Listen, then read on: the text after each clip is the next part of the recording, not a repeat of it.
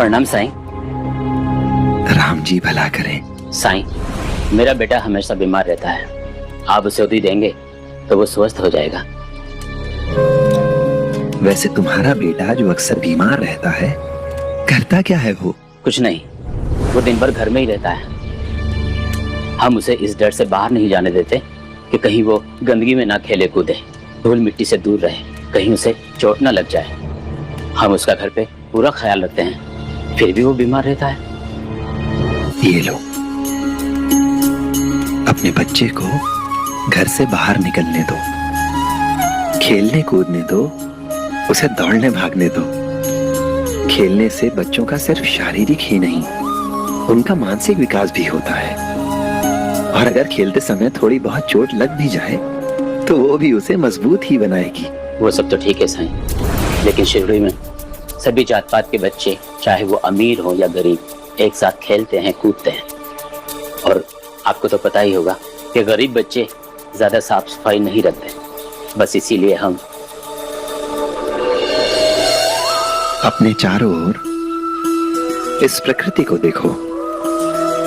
ये पेड़ पौधे, ये पशु पक्षी, ये जीव जंतु, यहाँ तक कि हम इंसान भी इस प्रकृति से ही पोषित होते हैं।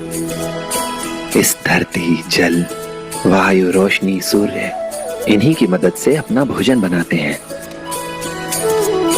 और तुम अपने बेटे को घर के अंदर रखकर इस प्रकृति से दूर कर रहे हो।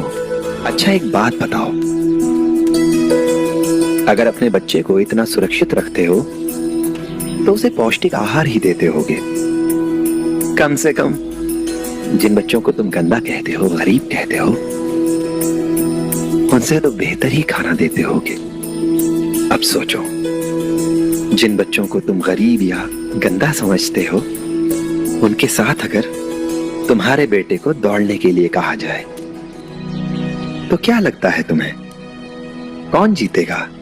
वो गरीब का बच्चा ही, क्योंकि मेरा बच्चा तो उनकी तरह कभी दौड़ा ही नहीं। तुम अपने बेटे को पौष्टिक आहार तो दे रहे हो, लेकिन उस आहार से मिलने वाली ऊर्जा को जलाने के लिए अवसर नहीं दे रहे हो उसे बाहर निकलने दो, घर से खेलने दो, हर तरीके का खेल खेलने दो, सबके साथ खेलने दो।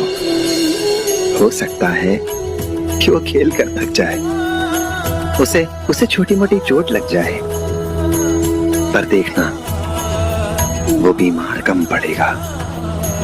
तुम्हारे बेटे को इस ऊदी की नहीं, तुम्हारे खुले मन की जरूरत है।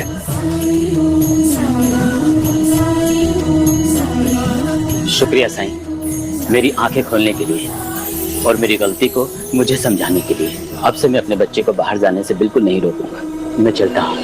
राम जी भला करें।